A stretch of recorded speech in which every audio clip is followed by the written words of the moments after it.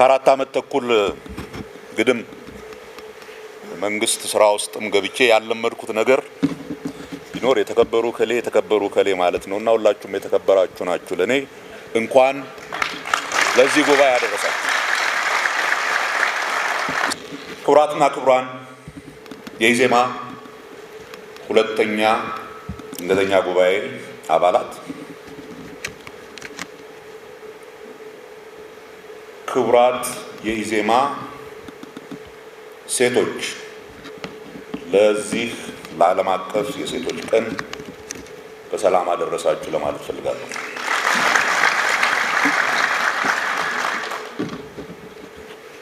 ኢዜማ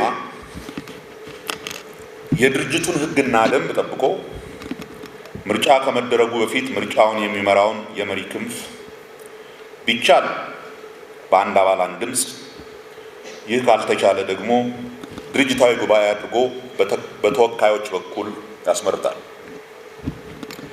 ይህ ጉባኤና እናንተ የጉባኤ ተሳታፊዎች ዛሬ የተሰበሰባችሁት ለዚህ እጅግ አስፈላጊ ጉዳይ ነው። ኢዜማ በተመሰረተ በ6 ዓመታት ውስጥ ይህ የመሪዎች ምርጫ ሲካሄድ አሁን ሶስተኛው። ከዚህ በፊት የተካሄዱት ምርጫዎች ምናልባት ምንም አይነት መሰሪነት በሌለው መልኩ የድርጅቱን ሕግና ደንብ በተከተለ አካሄድ ለውድድር የቀረቡት እጩዎች ከምርጫው በፊትም ሆነ በምርጫው ዕለት እኔን ምረጡ ብለው ግልጽ ዘመቻ ያካሄዱበት፣ ሂደቱም ከድርጅቱ ውጭ ላሉ ማናቸውም የሚመለከታቸው ሰዎች ባሉበት በቪዲዮ እየተቀዳ ምርጫ የተደረገው በዚህ ድርጅት ውስጥ ብቻ ሳይሆን አይቀርም። ይሄ የተደረገው ደግሞ በድንገት ሳይሆን ታስቦበት ድርጅቱ ዴሞክራሲያዊነትን በራሱ ፓርቲ ውስጥ ማሳየት ካልቻለ የመንግስት ስልጣን ሲይዝ ሀገራዊ ዴሞክራሲያዊ ስርዓት ይመሰርታል ብሎ ማሰብ ስለሚያዳግት ነው። በተለያየ ጊዜ ድርጅቱን ከውስጥም ሆነ ከውጭ ለማፍረስ የሞከሩ አካላት አንዳንዶቹ በሚገርም ሁኔታ ለምን እንደኛ ብሔረተኛ አልሆናችሁም፣ ስለዚህም ለምን ፓርቲያችሁን መሰረታዊ እምነትና ፕሮግራም ቀይራችሁ እንደኛ ዘረኛ አልሆናችሁም፣ የኢትዮጵያዊነት ስሜት ካልሞተ ዘረኛነት አይለመልምም፣ ስለዚህ ኢትዮጵያዊነት ላይ የተመሰረተን ፖለቲካን መጀመሪያ ማጥፋት አለብን በሚል ነው ድርጅቱን ለማፍረስ የሞከሩት። አሁንም ድርጅቱ እንደ ደመኛ ጠላታቸው የሚያዩት በፍጹም ሊሳካላቸው ያልቻለ የድርጅቱ አባላት ባላቸው ጠንካራ የመርህ እምነት ብቻ ሳይሆን በዚህ እውነተኛ ዴሞክራሲያዊና ለማንም የሚታይ ክፍት ግልጽ አደረጃጀቱ የእንደዚህ አይነት ድርጅት አባል በመሆናችን እውነተኛ ኩራት ሊሰማን ይገባል። እንኳን ደስ አላችሁ። በእውነቱ እኔ በድርጅቱ ምስረታ ጉባኤ ላይ ይህንን ድርጅት እንድመራ እድል ሲሰጠኝ ምናልባትም በኢትዮጵያ ፖለቲካ ፓርቲዎች ታሪክ ለመጀመሪያ ጊዜ እውነተኛ ዴሞክራሲያዊ ፓርቲ የመሆን እድል ያለውን ይህን ፓርቲ በጣም አስቸጋሪና ክፉኛ መጓተት በበዛበት የሽግግር የፖለቲካ ሁኔታ መርቶ ወደ ታለመለት አቅጣጫና ዓላማ መግፋት ይቻላል ወይ የሚል ከፍተኛ የውስጤ ጥርጣሬና ስጋት ነበረ። ከመጀመሪያው ጉባኤ ቀጥሎ እስከ ሁለተኛው ጉባኤ ባሉት 3 ዓመታት ያሳለፍናቸው የኮቪድ ወረርሽኝ ውጥንቅጥና አስቸጋሪ የሆኑ የአክራሪ የብሔረተኛ ፖለቲከኞች የሚቆሰቁሷቸውና የሚያቀጣጥሏቸው በማንነት ላይ ያነጣጠሩ ግጭቶች፣ እነኚህ ግጭቶች ደግሞ የሚቆሰቁሷቸው እና የሚያቀጣጥሏቸው በማንነት ላይ ያነጣጠሩ ስሜቶች፣ በህወሓት የተቀሰቀሰው አውዳሚ ግጭትና በዚህ ሁሉ ምስቅልቅል ውስጥ የተደረገው ምርጫ ቢያንስ በእኛ በሌሎችም ተፎካካሪዎች ዘንድ በኩል የተጠበቀውን ውጤት አለማምጣቱ ብቻ ሳይሆን ሂደቱን በራሱ በብዙ ችግር የተተበተበ መሆኑ ፖለቲካውን እኔም ከገመትኩት በላይ ፍጹም አወሳስቦታል። በጊዜው የምርጫውን ውጤት ለመገምገምና የወደፊት አቅጣጫችንን ለመተለም ባደረግናቸው ተከታታይ ስብሰባዎች ግልጽ ሆኖ የወጣው የኢትዮጵያን ፖለቲካ እንደ ከዚህ በፊቱ ግልጽ በሆነ የወዳጅና የጠላት ፍረጃ ላይ ብቻ ተመስርቶ ማስኬድ እንደማይቻል፣ በሀገሪቱ ውስጥ ያለው የፖለቲካ ኃይሎች አሰላለፍ በቀላሉ ጥቁርና ነጭ ብሎ መለየት የማይቻል ብዙ ግራጫ ያለው ፖለቲካ እንደሆነ፣ ፖለቲካና የፖለቲካ ፓርቲዎች ሚና እንደ በፊቱ በግልቡ የፖለቲካ ስልጣን መያዝ ዋናና ብቸኛ መዳረሻ አድርጎ መጓዝ በፍጹም የማይቻል እንደሆነና የተለያዩ ፍላጎቶች ከሚንጸባረቁባቸው የፓርቲ ፖለቲካ በላይ የአጠቃላይ ፖለቲካ ማህበረሰቡ ወይም አገሩ መኖርና አለመኖርን አስቀድሞ መንቀሳቀስና በፖለቲካ ላይ የሚታዩ ልዩነቶችን ለጊዜውም ቢሆን አቻችሎ በጋራ መንቀሳቀስን ግዴታ የሚያደርግ ተጨባጭ ሁኔታ እየመጣብን እንደሆነ ጠንቀቅ ብለውና ተጨንቀው ለሚያስቡ ኃይሎች ግልጽ ሆኖ የመጣበት ጊዜ ነበር ማለት ይቻላል።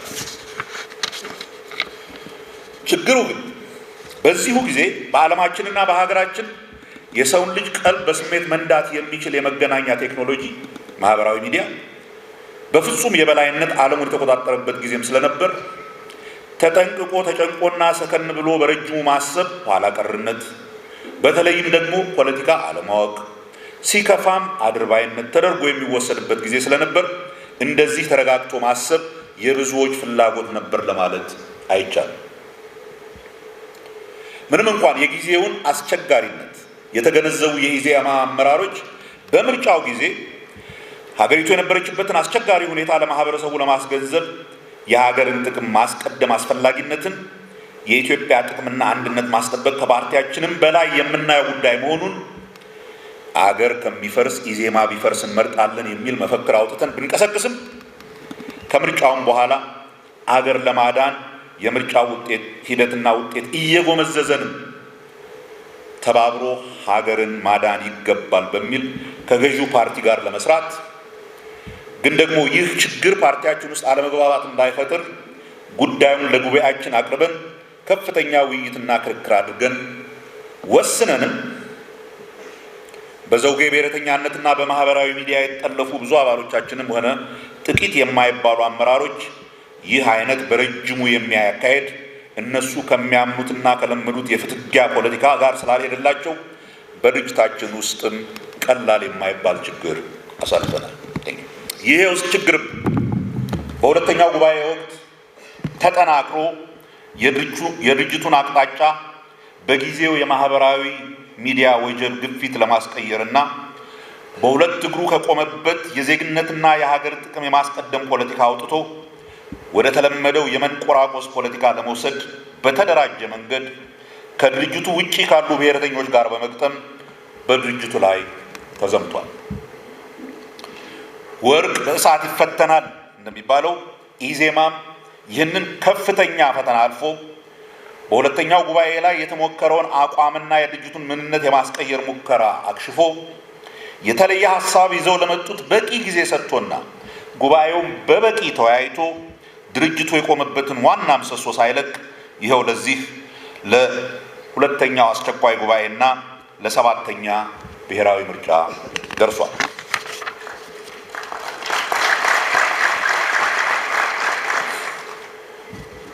በዛ በሁለተኛው አስቸኳይ ጉባኤ ላይ ለድርጅቱ መሪነት ለሁለተኛ ጊዜ ስወዳደር ለጉባኤው እንደተናገርኩት ያ የመሪነት ምርጫ ለኔ የመጨረሻው እንደሚሆን፣ በሶስተኛው ጉባኤ ላይ በሚደረገው ምርጫ እንደማልወዳደር፣ ይልቁንም በተቻለ መጠን ድርጅቱን ወደፊት መውሰድ የሚችሉ አዳዲስና ወጣት አመራሮች ተክቶ ለመሄድ የምሰራበት ጊዜ እንደሚሆን በተናገርኩት መሰረት ዛሬ በዚህ ጉባኤ ላይ ተገኝቼ በዚያን ጊዜ የገባሁትን ቃል አክብሬ ከዚህ ውድድርና ከድርጅቱ መሪነት ራሴን አግልዬ ግን እስከ ዛሬ ድረስ ይህንን ድርጅት እንድመራ ለሰጣችሁኝ እድልና አክብሮት እኔም ይህን የመሰለ እውነተኛ ድርጅት እንድመራ ስለፈቀዳችሁልኝ የተሰማኝን ከፍተኛ ክብር ለመግለጽ የጉባኤውን ተሳታፊዎች ብቻ ሳይሆን መላውን የኢዜማ አባላትና ደጋፊዎች ከልቤ እንዳመሰግን ይፈቀድ።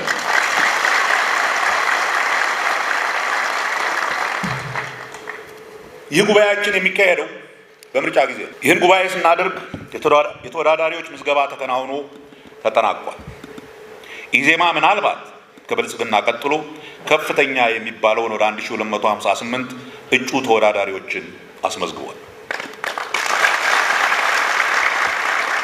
ከዚህ ውስጥ 299ኙ ለፓርላማ የሚወዳደሩ ናቸው። ምርጫው ትንሽም ቢሆን ሞቅ እያለ ነው። ምናልባት ካልተሳሳትኩ ቢያንስ 12 የሚሆኑ ክርክሮች እስካሁን ተካሂደዋል። ከዚህ ውስጥ 3ቱ ተላልፈዋል። እኔ እስካሁን የተላለፉት እነኚህን ክርክሮች በቴሌቪዥን እንዳየኋቸው የኢዜማ ተከራካሪዎች የመከራከሪያውን አጀንዳ ሳይለቁ በጉዳዩ ላይ ኢዜማ ያለውን አቋም በፍጹም ብቃትና ኃላፊነት በሚሰማው ስሜት እንደ ከዚህ በፊቱ ክርክሮች ወይንም አሁንም በአንዳንዶች ዘንድ እንደሚታየው በመሳደብ ለመብለጥ ሳይሆን በሐሳብ ለመብለጥ ጥሩ የተሰራውን በማመስገን ስህተቶችን ያለ ርህራሄ በመተቸት ሀገር የሁላችንም የጋራ ፕሮጀክት መሆኗን አጽንኦት በመስጠት እንዴት ወደፊት ለመውሰድ ሁላችንም መስራት እንደሚገባን በሚያሳይ መልኩ የተካሄዱ ነበሩ የኢዜማ ክርክሮች። ጠንካራ መርህ ላይ ቆመው የብሔር ፖለቲካን አገር አጥፊነት ማሳየትና መቃወም አገሪቱ ውስጥ ያሉትን የተለያዩ ዘውጌ ብሔረሰቦች ባህል፣ ቋንቋና ስነ ልቦናን አለማክበር እንደሆነ አሃዳዊ በሚል አላዋቂ ፍረጃ ኢዜማን ለማጥላላት የሚሞክሩትን የሚያሳፍር ለሁሉም ኢትዮጵያዊ ከየትኛውም ብሔረሰብ ይምጣ እኩል የዜግነት መብትና በሀገሪቱ ጉዳይ ተሳታፊነትን የሚያጎናጽፍ እምነት ያለው መሆኑን ማንኛውም ብሔረሰብ ከሌላው ብሔረሰብ ያነሰም ሆነ የበዛ ኢትዮጵያዊነት ወይንም በሀገሪቱ ጸጋ የተለየ ተጠቃሚነት ሊኖረው እንደማይችል ይልቁንም በብሔር ስር ተወሽቆ የሀገሪቱን የጋራ ሀብት በሙስና ለመመዝበር የሚደረገው ሙከራ ሁላችንንም ሀገራችንንም በእጅጉ እንደሚጎዳ ለማሳየት ነበር የኢዜማ ተከራካሪዎች የሞከሩት። ይህ ሁሉ ደግሞ ለወደፊቱም የሀገሪቱን የፖለቲካ ቅኝት ለማስተካከል ባለመ ፍጹም ጨዋነት ነበር የተደረገው። እነኚህ ክርክሮች በእርግጥ በኢዜማነቴ እንድኮራና የወደፊቱ የኢትዮጵያ ፖለቲካ ካለፉት 50 ግድም ዓመታት ከተቸከለበት ሊወጣ እንደሚችል ፍንጭ ያየንበት ነበር። ትልቅ ምስጋና ለተከራካሪዎቻችን ስጡልኛል።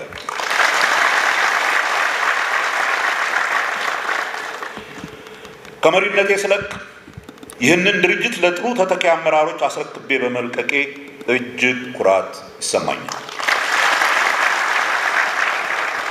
ያለቀና የበቃ ነው ለማለት አይደለም። ገና ብዙ የወደፊት መሪዎች ማፍራት ይጠበቅብናል። ኢዜማ የአመራር ማሰልጠኛ ማዕከል ያቋቋመውም ለዚህ ነው። ግን ከድርጅቱ መሪነት መልቀቄና ለእንዲህ አይነት ወጣቶች ማስረከቤ ኦር አስረክቤ መሄዴ እጅግ ያስደሰተኝን ያክል ትንሽም ቢሆን ያስቆዘመኝ ነገር አለ። ይኸው የትውልድ ወይም የእድሜ ሽግግሮች የሚያሳዩቸው ትንሽ የሚመስሉ ግን ዘላቂ እጥፋቶች እያዋዙ ሁኔታዎችን እንደሚቀይሩ ነው። ልብ ብላችሁ እንደሆነ እኔና ምናልባትም የኔ ትውልድ ሰዎች የዚህ የሶሻል ሚዲያ ዘመን በሰው ልጅ ላይ ያመጣውን የመተማመን መኮስመን ወይም ኢሮዥን ኦፍ ትረስት አደጋ ይታየናል፣ ያሳስበናል። የዛሬ ወጣቶች ግን በአብዛኛው የተመቻቸው ይመስላል። አንዳንዶች አሁን በኢዜማ አካባቢ ያሉ ወጣቶችን ጨምሮ እንዲያውም ይህንን ሚዲያ ለጥሩ ነገር እንዴት ሊጠቀሙበት እንደሚችሉ ያሰቡበትና እየተጠቀሙበትም ያሉ ይመስላል። የዘንድሮውን ምርጫ እስካሁን ብዙ ቅመም ጨምረው ነፍስ እየዘሩለት ያሉት በተለይ በኢዜማ በኩል የተሰለፉት የሶሻል ሚዲያ አርበኞች ናቸው። ሚዲያውን ለመሰዳደቢያና ለጥራዝ ንጠቅ ሀሳቦች አይጠቀሙበትም። ማስተላለፍ የሚፈልጉትን መልእክት ግን እያዋዙና እያፌዙ ደረቅ ሊሆኑ የሚችሉን ሀሳቦች በሙዚቃና በቀልድ አጅበው ባጭሩ ሲያስተላልፉ የብዙ ወጣቶችን ቀልብ እየሳቡ እንደሆነ ያሳያል። እንደምሰማው ከሆነ ይህንን አዲሱን የምርጫ ዘዴ ብልጽግናዎችም እየተቀላቀሉት ነው ይባላል። እኔ እንኳን አላየሁም። የእኛን ወጣቶች ያክል ፈታ ያለ ቀልድ መቻላቸውን ግን እጠራጠራለሁ። የኔ አይነት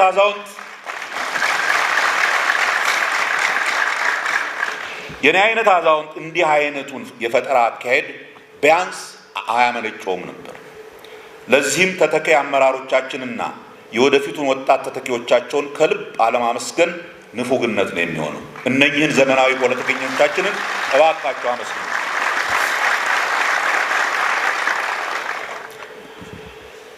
ውድ ጉባኤተኞች፣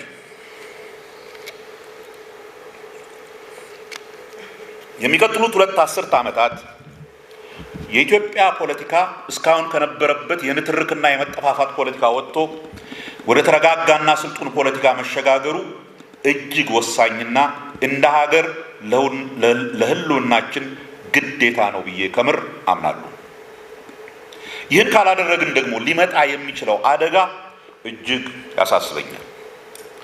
ከፊታችን ያሉትን 2 አስርት ዓመታት በተለየ እንድናያቸው የሚያደርገን በአጠቃላይ በዓለማችንና በአካባቢያችን እየተቀየሩ ያሉ ነገሮችና በዚህም ምክንያት በሀገራችንም ሊመጡ የሚችሉ ለውጦችን ከግምት አስገብተን በረጅሙ ስናስብ ይህ ሽግግር ለምን አስፈላጊ እንደሆነ ግልጽ ይሆናል ብዬ ተስፋ አደርጋለሁ።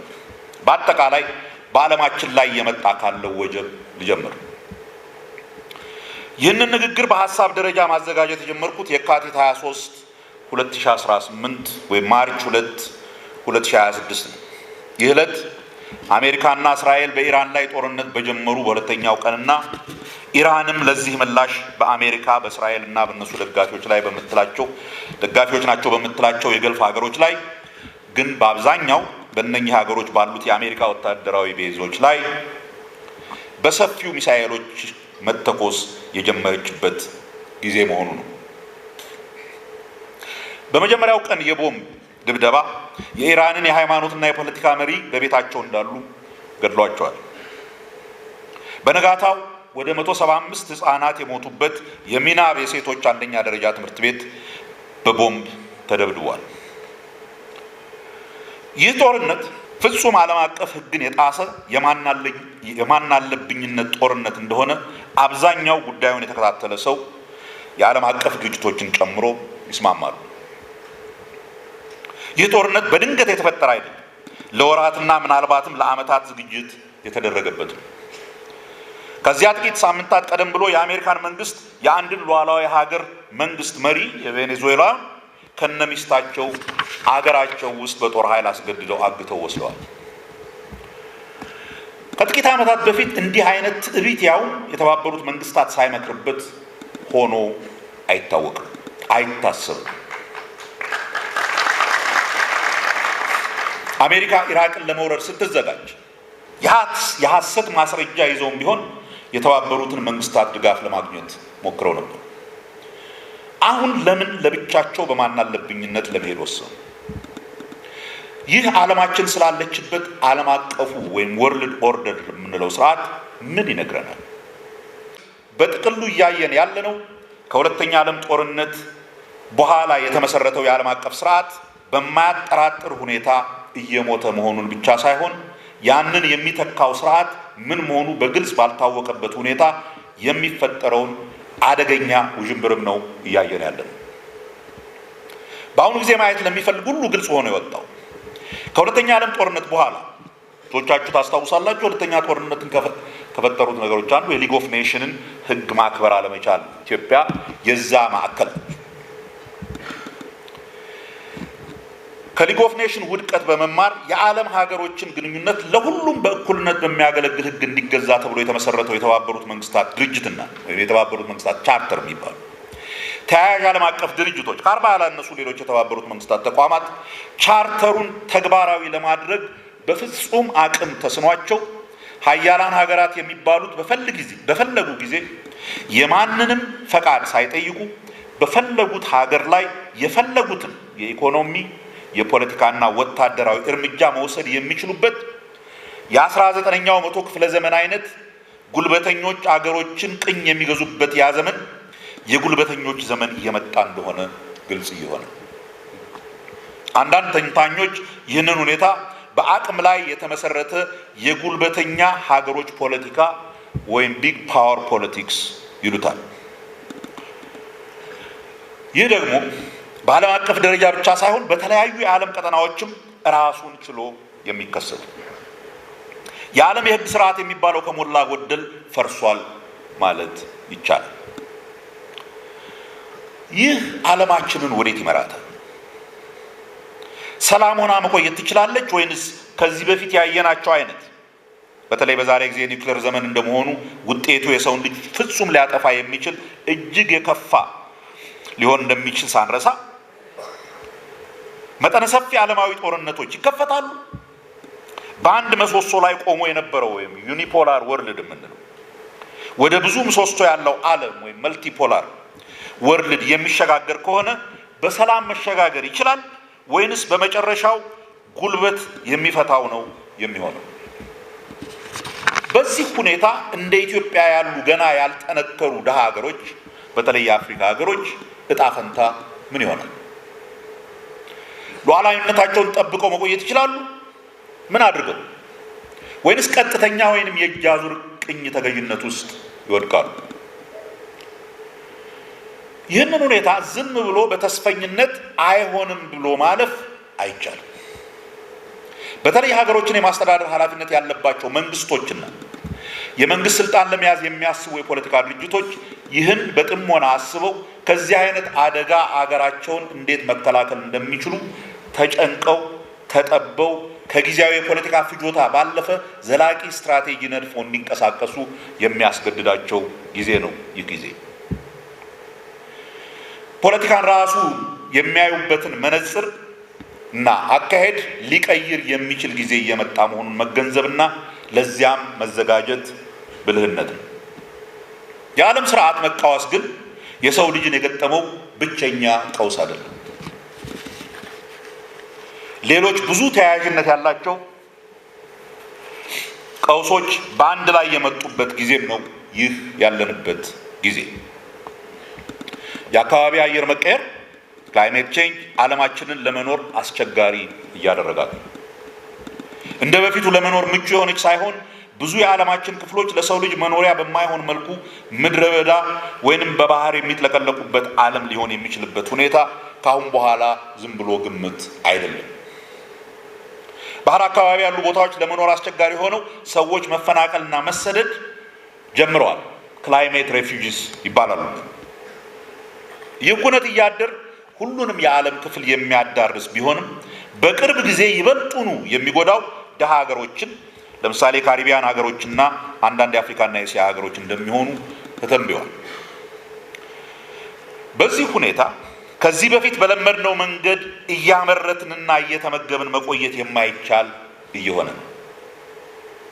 የሰው ልጅ መሰረታዊ የአኗኗር ዘይቤውን በተለይ ላለፉት 500 ግድም የካፒታሊዝም የበላይነት ጊዜ እንደማይነቃነቅ እውነት የወሰድነውን ጥሩ ኑሮ ማለት እያደር የሚጨምርና የማይጠረቃ ቁሳዊ ፍላጎትን ማሟላት ነው የሚለው አመለካከት እንዲቀየር የሚያስገድድ ነው።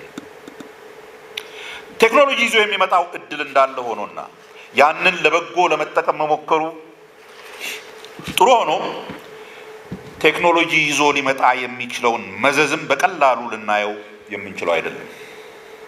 የአይሲቲ ቴክኖሎጂ ማህበራዊ ሚዲያን ይዞ መጥቶ ወደ በለጠ ዴሞክራሲያዊ ህይወት ዓለምን ይወስዳታል ሲባል አብሮ የመጣው የእውነትና ሐሰት መደበላለቅና በሰው ልጆች መሃል የፈጠረው የመተማመን መሸርሸር የሰው ሰራሽ ኢንተለጀንስ በሰው ልጅ ቁሳዊ ህይወት ላይ ሊያመጣ የሚችለው መስፈንጠር እንደተጠበቀ ሆኖ ቴክኖሎጂውን ታኮ ሊመጣ የሚችለው ለውጥ ለበጎ ብቻ ሊሆን እንደማይችል ተመራማሪዎች ማስጠንቀቅ ከጀመሩ ዓመታት ተቆጥረዋል።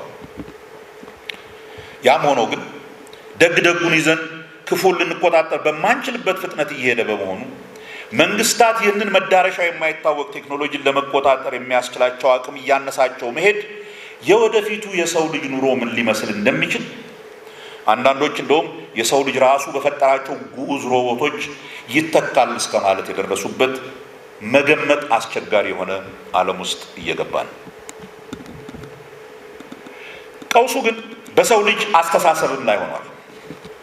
ከዚህ በፊት ዓለምን በቀላሉና ወጥነት ባለው መልኩ ለመረዳት የሚያስችሉ ርዕዮተ ዓለሞች አንድ ባንድ እየከሰሙ ሄደው ብዙ የሰው ልጅ የሚስማማባቸውና አስተሳሰቡን አቅጣጫ የሚሰጡ ሀሳቦች እየጠፉ እየሄዱ ነው።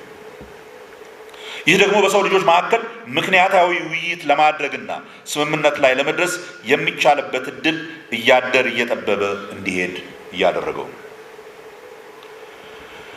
የሰው ልጅ በምክንያታዊነት መስፈርት ላይ ሆኖ መወያየት ካልቻለ ተግባብቶ መኖር እጅግ አስቸጋሪ የሆነ እንደሚሄድ አሁን በዓለማችን ዙሪያ አደጉና ሰለጠኑ በሚባሉት አገሮች ጭምር ያለውን የፖለቲካ ትርምስ በጽሞና ለተመለከተ ሁኔታው ምን ያክል አስፈሪ የሆነ እንደሚሄድ መገመት ከባድ አይደለም።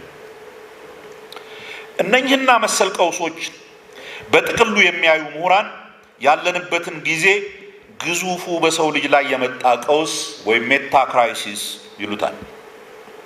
ይህ ሁሉ ቀውስ በአጠቃላይ በሰው ልጅ ላይ የመጣ ቢሆንም እንዲህ ተደራርቦ እንደ ወጀብ ሲመጣ ከአደጋው ለመትረፍና ለመኖር ሰው ከሰው ጋር፣ ሀገር ከሀገር ጋር የህልውና ግጭቶች ውስጥ ሊገባ የሚችልበት እድል ትንሽ አይደለም። በዚህ ጊዜ መጀመሪያ ደፍጥጧቸው የሚያልፋቸው ሀገሮች ምን አይነት ሀገሮች ይሆናሉ? ምን አይነት ሀገሮች ከዚህ ወጀብ አምልጠው እንደ ማህበረሰብ መቀጠል ይችላሉ? የሚሉትን ጥያቄዎች አስቦና መክሮ እንደ ማህበረሰብ ሊያስቀጥሉን የሚችሉ አስፈላጊ ወረቶችንና እሴቶችን ነቅሶ አውጥቶ በእነኛ ላይ አበክሮ መስራት ያስፈልጋል። እነኚህ ምንድን ናቸው የሚለውን ራሱን የቻለ ሰፊ ውይይትና ትንተና እንደሚያስፈልገው መቼም ጥያቄ የለውም። ያም ሆኖ ግን የተወሰኑትን በእኔ እምነት ብዙ ሰው ሊስማማባቸው የሚችሉትን እና ዛሬ ከተሰበሰብንበት ምክንያት ጋር የሚሄዱ ጥቂት አስፈላጊ ነገሮችን ለውይይት መነሻ ያክል ብቻ ላንሳ። እንደ ማህበረሰብ እንቀጥል ካል ትንሽ ሰብሰብ ማለት አለብን። ይሄን ወጀብ መቋቋም የምንችለው በአንድነት መቆም ከቻል፣ በተለያዩ የማንነት ስሜቶች ዘር፣ ሃይማኖት ወዘተ መሳሳብ አቁመን የአንድ ዕጣ ፈንታ ተጋሪዎች መሆናችንን አውቀን አንዳችን ለሌላችን ደህንነት አስበን መቆም ስንችል ብቻ መሆኑን ማወቅ አለብን። ይህ ወጀብ ከመጣና አብረን ካልተቋቋም ነው ሁላችንንም በጋራ ጠራርጎ እንደሚወስደን አውቀን ያሉንን ልዩነቶች በቀና ውይይት ቀርፈን ጊዜ ሳይቀድመን ሰብሰብ ማለት አለብን። ከኛ ውጪ ለኛ የሚያስብልን ሌላ ኃይል በነጠላም ሆነ በጋራ እንደሌለ አውቀን በመሃላችን ነፋስ እንዳይገባ ተጠንቅቀን እንደ አገር ልጆች በጋራ መቆም አለብን። በመካከላችን ያሉ ግጭቶችን በቶሎ መቋጨት አለብን። ሁለተኛ፣ ከድህነትና ከችጋር ጋር በተቻለ ፍጥነት መላቀቅ አለብን። ከሌላው ዓለም እየለመኑ የሚኖርበት ጊዜ እያበቃ መሆኑን አውቀን በኢኮኖሚ መስክ በተቻለ መጠን ፈጣን እድገት ብቻ ሳይሆን ለህልውናችን እጅግ አስፈላጊ የሆኑ ምርቶችን በራሳችንና በሀገራችን በማምረት ከሌሎች ሀገራት ጋር ያለን የንግድ ግንኙነት ቢቋረጥ እንኳን ለተወሰነ ጊዜ መቋቋም የሚችል ኢኮኖሚ በቶሎ መገንባት አለብን። ራሳችንን መመገብ መቻል፣ ወሳኝ የኢንዱስትሪ ምርቶችን በራሳችን ማምረት፣ የመከላከያ መሳሪያዎችንና ግብአቶችን ጨምሮ በኤነርጂ ራሳችንን መቻል፣ ለዚህም የሚያስፈልገውን ቁጠባ ለማግኘት ወገባችንን ጠበቅ አድርገን ለተወሰነ ጊዜ መኖር መልመድ አለብን። በመካከላችን ያለውን የኢኮኖሚ ወይም የሀብት ልዩነት ቢቻል ለማጥበብ ካልሆነም ቢያንስ የበለጠ እንዳይሰፋና እንዳይንቦረቆቅ አስበን መጓዝ አለብን። ሶስተኛ፣ በእንዲህ አይነት አስቸጋሪ ዓለማዊ ሁኔታ ከሌላው ዓለም ጋር የሚኖረንን የኢኮኖሚም ሆነ ሌላ ግንኙነት እንዲሁም ሀገራዊ ደህንነት እኛ በማንቆጣጠራቸው ሌሎች ኃይሎች እጅ እንዳይወሰን መጠንቀቅና መስራት አለብን። የውጭ ግንኙነታችን በተቻለ መጠን ሁሌም ከራሳችን ማህበረሰብ ጥቅም እንደ ሰው ልጅ አስበን ከሌሎች የሰው ልጆች ጋር የሚያስተሳስሩንን የሰው ልጃዊ እሴቶችን በሚመለከት ካልሆነ በቀር ከአገራችን ጥቅም አኳያ መቃኘት አለብን። በመጨረሻም በእውቀትና በክህሎት የተገነባ ወጣት ትውልድ ማፍራት አለብን። አዳዲስ እውቀቶች ለማፍለቅ የማያውቀውን ለመጠየቅ የማይፈራ በሳይንሳዊ እውቀት የታነጸና በልማድ ያልተተበተበ እጆቹ ሁሌም ለስራ የሚታትሩ በአቋራጭ የሚገኝ እውቀትም ሆነ ሀብት ጊዜያዊ እንደሆነ የሚያውቅ ስንፍናን የሚጸየፍ ንጽህናን የሚወድ ጠንካራ የሞራል ስብዕና ያለው አዲስ ትውልድ ለመፍጠር መትጋት አለብን። ከዚህም በላይ ብዙ ነገሮች ማድረግ ያሉብን ነገሮች አሉ።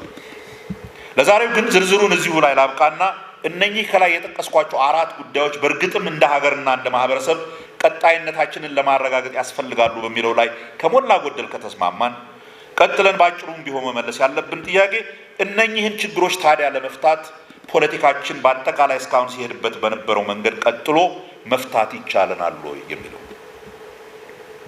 መልሱ በፍጹም በዛ መንገድ ሄደን ልንቀርፈው የምንችለው አይደለም፣ አይቻልም። ለዚህ ነው ይህንን ውይይት ሲጀምር ያልኩትን ፖለቲካችን በሚቀጥሉት 2 አስርተ ዓመታት መሰረታዊ በሆነ መልኩ መቀየር አለበት ያልኩት። ወገኖች ላለፉት 65 ግድም ዓመታት በኢትዮጵያ ዘመናዊ ፖለቲካ ወይንም ሀገሪቱ መዘመን አለባት በሚል እልህ የጀመረው ፖለቲካ ከመንግስቱ ንዋይ መፈንቅለ መንግስት ጀምሮ ብንቆጥረው እንኳን የሄድንበት መንገድና የደረስንበት ቦታ ስንነሳ ካለምንበት ጋር ሲነጻጸር አራምባና ቆቦ ነው ማለት ይቻላል። ስንጀምር ህልማችን ትልቅ የነበረ ቢሆንም ፖለቲካችን ሲጀምር ጀምሮ በግጭትና በንትርክ ይባስ ብሎ ደግሞ በደም መፋሰስ የታጀበ ነበር። እስካሁንም አልለቀቀንም። እንኳን በሀገራችን ያሉ ጭቁን ህዝቦች የዓለም ጭቁን ህዝቦች ሁሉ አንድ ይሆናሉ ብለን በመዝሙር ጀምረን እንደ ሀገር እንኳን አንድ መሆን አቅቶን እርስ በርሳችን ዘር ለይተን እንባላለን። የድህነት ችግራችንን በጭፍር ርዕዮተ ዓለም ተመርተን በአዲስ ኮሚኒስት ስልተ ትምህርት በመቀየር ድህነትን ከምድረገጽ እናጠፋለን ብለን ተነስተን ድህነትን አባብሰን አረፍን። በኮሚኒዝም የሚመጣውን ዘመናዊ ሜካናይዝድ እርሻ ተንተርሰን ረሃብን ከሀገራችን እናጠፋለን ብለን ተነስተን ከ60 ዓመታት በኋላም 80 በመቶ የሚሆነው የሀገራችን ህዝብ ከሁለት በሬ ባልተላቀቀ ፍጹም ኋላ ቀር እርሻ መከራውን ይበላል። በዚያን ዘመን ከነበረው የአውራ ፓርቲ ፖለቲካ እስካሁን ትርጉም ባለው መልኩ መላቀቅ አልቻለም። ያንን ፖለቲካ ቀይረን ወደ ብዙሃ ፓርቲ ዲሞክራሲያዊ ፖለቲካ እንሂድ ብለን ስንነሳ እንኳን ወደዛኛው ጥግ ሄደን ምንም ትርጉም የሌላቸው በመቶዎች የሚቆጠሩ ፓርቲዎች መስርተን በፓርቲ መሪነት ስም ከድህነት ለመውጣት የሚያልሙ ፖለቲከኞች ሰብስበን ማህበረሰባችንን ከመበታተንና እርስ በርስ ከመዘላለፍ ውጪ ይህ ነው የሚባል ትርጉም ያለው የሐሳብ ክርክር ያለበትና ሐሳብ የሚገዛበት ፖለቲካ ውስጥ መግባት እስካሁን አልቻለም። በኋላ ቀርነታቸው የምንረግማቸው ግን ደግሞ የሀገራችንን አንድነት አስጠበቁልን፣ የባህር በራችንን ከቅኝ ገዢዎች አስለቀቁልን ብለን በኩራት የምናወድሳቸው አያት ቅድመ አያቶቻችን ያቆዩልንን እንኳን መጠበቅ አቅቶን የባህር በር የሌላት ግን በጣም ብዙ ህዝብ ያላት ትልቁ ሀገር መባል መታወቂያችን ሆኗል። ይህ ሁሉ ሌሎች ተጨማሪ ግፊቶች ቢኖሩበትም በዋናነት የፖለቲካችን መክሰር ውጤት ነው። ይህ ነው በፍጹም መቀየር ያለበት የሀገራችን ፖለቲካ ሂደትና ይዘት። ይህ ፖለቲካ ነው ለሀገራችን ህልውና ሲባል በፍጹም መቀየር ያለበት። ጥያቄው ወደ ምንድን ነው የሚቀየረው? እንዴት ነው የሚቀየረው የሚለው ነው። በዚህ ላይ ጥቂት መነሻ ነጥቦች ላንሳ። እኔ እስከሚገባኝ ድረስ ፖለቲካ የአጠቃላይ የማህበረሰቡ የጋራ ጉዳይ ነው። በሀገር ፖለቲካ ዙሪያ የሚወሰኑ ማናቸውም ውሳኔዎች የአጠቃላይ የማህበረሰቡን ጥቅም ማስጠበቅን ማዕከል ያደረጉ መሆን ያለባቸውም ለዚህ ነው። ከሌላው የማህበረሰብ ክፍል በተለየ የግልና የወል ፍላጎታችንን ማለትም የተወሰኑ የማህበረሰብ ክፍሎችን የሚመለከቱ ብቻ ከሆኑ ለማስጠበቅ የምንጠቀምበት ከሆነ ፖለቲካው ይቆሽሻል፣ ይበላሻል፣ የፍትጊያ መድረክ ይሆናል። በእርግጥ በግል ወይም በወል የሚያስፈልጉን ግን በጋራ እንደ ማህበረሰብ ብቻ ልናሟላቸው የምንችላቸው ፍላጎቶች አሉ። ለምሳሌ የሃይማኖት ስብስቦች ሃይማኖታቸው እንዲከበር ከሌሎችም ሃይማኖቶች እኩል እንዲታይላቸው ሃይማኖታቸውን በራሳቸው አውድ በሰላም እንዲያከብሩ ይፈልጋሉ። ይህን በእርግጠኛነት ሊያገኙ የሚችሉት የፖለቲካ ስርዓቱ መብታቸውን እንደ ሁሉም የማህበረሰብ ክፍል በእኩልነት ሲያይላቸው ብቻ ነው። የፖለቲካ ስርዓቱ የሚያዳላባቸው ከሆነ ወይንም ሰላሙን ካላስከበረላቸው ይህን የወል መብታቸውን ሊጎናጸፉ አይችሉም። ስለዚህ ለፖለቲካ ስርዓቱ ባይተዋር ይሆናሉ።